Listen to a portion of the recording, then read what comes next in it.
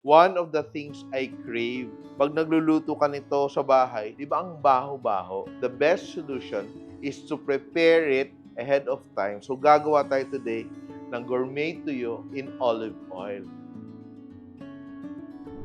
Gagawin natin ng konting medyo fancy kasi inspired by the Spanish sardines. Gagawa tayo ng Spanish-inspired na gourmet tuyo. And ito, tinatanggal ko lang yung kanyang spine. No? So, cut off the head. And ito, di ba may bituka? Ito, remove ko yan dahil medyo mapait. There's that bitterness. You can run your fingers through the spine dito and just remove it, no? So, remove the intestines, then break it apart, fillet. Then, pag na-open mo yan, pwede nang with your fingers. Tatanggalin mo lang yung spine, no? So, yan, tatanggalin mo yan. So, ito, pag kumain ka nito, ang delikado, pag ganito yung kakainin mo, di ba minsan nag-give up ka na lang kasi hindi mo na siya ma-remove yung tinik, no? So, option mo, pwede mo din tanggalin tong mga scales, pero pwede din hindi mo na siya tanggalin. So, it's really up to you. At napakaganda ng aking lutuan. Maslex na cast iron artisan series. And I will just add olive oil. Tignan mo yung olive oil ko. Ang dami-dami, no? And I will just fill it into like, so around 4 to 5 cups to na olive oil. Oop! Yan, no? And I will turn on my heat, no? Kung wala kayong cast iron, gamitin nyo lang talaga yung kaldero nyo or pot na medyo makapal, no? Because we want to cook it slowly para mag-infuse talaga yung flavor. So, heat our oil and I will just slice. So, this one will really make our spicy gourmet tuyo. So, before our oil becomes extremely hot, lalagyan ko itong garlic. Garlic. So, yung mga half a cup of garlic. So, mga 2 heads of garlic yan. So, ito yung tinatawag na confit, French style of cooking na slow cooking in oil para mag-infuse yung flavor. So, hindi natin siya biniprito. Hindi tayo nag-deep fry. Ito siya, ganun talaga yun. Look at that, no? Hinay, so that the garlic will be cooked and silky. Medyo kumulo-kulo yung ating olive oil and the garlic. Hindi natin siya tinataasan masyado ng init dahil ayaw nating masunog yung ating garlic. Lalagyan natin ng sili. Kung gusto mong mas manghang, yung pwede mong gawin ay just cut a slit, konting ganyan, para lumabas yung anghang. Siguro 2 sili yung aking hihiwain.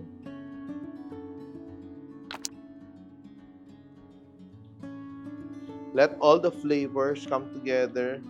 Now, I will add my carrots. So, eto pa lang yung oil becomes very, very, very aromatic. Then, painaan na natin yung ating heat. We will add dahon ng laurel para maging mabango. Very aromatic. And now, I will add ang ating tuyo fillet. Oh, wow. And then, pamintang buo. So, ito, slow cooking. Ganyan, magbabago yung kulay niya. No? And ito, sa-slice ko tong aking pickles. Pero hindi natin sasayangin yung ating pickle juice. Ihalo din natin to para may konting balanse na siya, no? May konting maalat na siya, may anghang na siya, mabango na siya. And now, dagdagan ko na siya ng konting suka. Siguro mga half a cup of vinegar. Add it there. And we will add our konting suka with our pickle solution. Yan. And just let that cook, no? Huli ko na to ilagay, yung aking pickles with my olives. Kung mahilig kayo sa manghang, pwede din chili flakes. Ako hindi ako happy dito sa fresh chilies ko eh. Dagdagan ko pa siya ng dried chili flakes. Yan. Lalagyan ko ng konting sugar, no?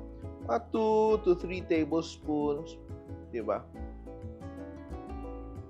Pang balance lang. Look at that, oh. And, eto, lalagay ko na yung aking olives and pickles. So, ito, cook it for a little while. So, ang ginagawa natin, lahat ng liquid na hindi oil, gusto natin siya ma-dehydrate, no? Mawala. Para purong oil, para hindi siya masira, no? That is almost done. In a few minutes, makikita mo, pag nag-rest yan, mag-settle down yung mga sediments, magiging clear na yung oil. It's going to be so good.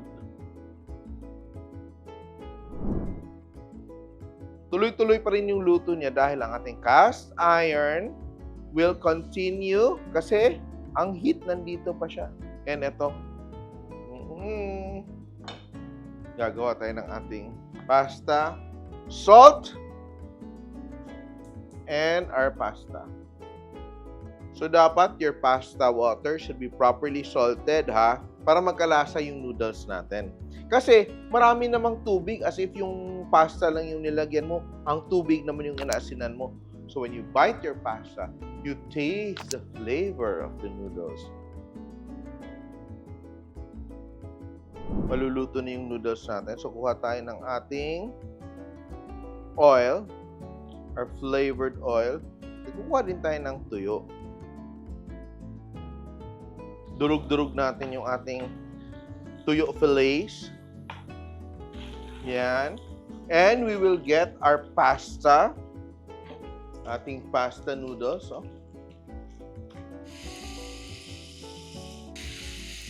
Pero ito, dagdagan ko na ng chili flakes. Kasi masarap yung pasta na spicy, di ba? Pero ito siya, you have to add pasta water. So, lalagyan natin ng pasta water. Oh. 1, 2, pasta water. Konting salt dahil, yan, salt for the pasta. Woo! Oh, nag-emulsify o nagiging creamy yung konti natin na sauce. Then, chili flakes. Yan. Then you can eat this with Parmesan cheese kung gusto mong Parmesan cheese. Or just like that, it's good, no? Minimix natin para mag-emulsify yung sauce. Oh. Tingnan mo. Nagiging creamy siya. And we have to add black pepper. And toss. Woo! And our tuyo pasta is done. Now, let's try to bottle this. Oh, wow. No?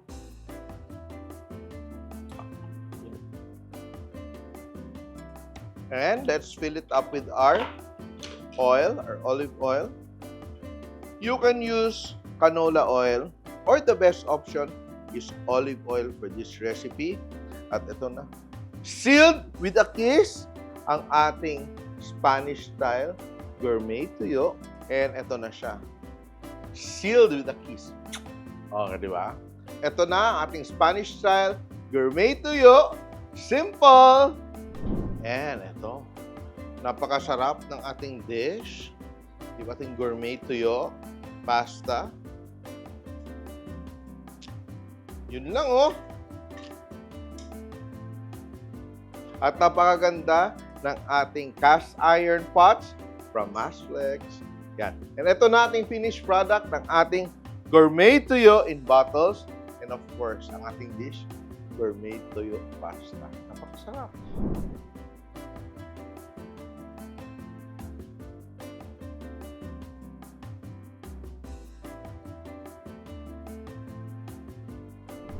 And ito na aking gourmet tuyo pasta. Homemade yan. And very simple. And here it is. Let me taste.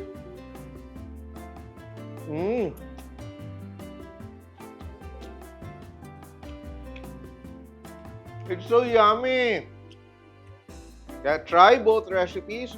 Ating gourmet tuyo, Spanish style in a bottle. And our gourmet tuyo pasta.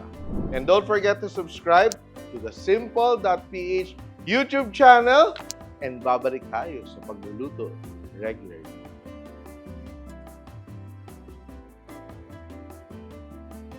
Simple.ph. Living made simple.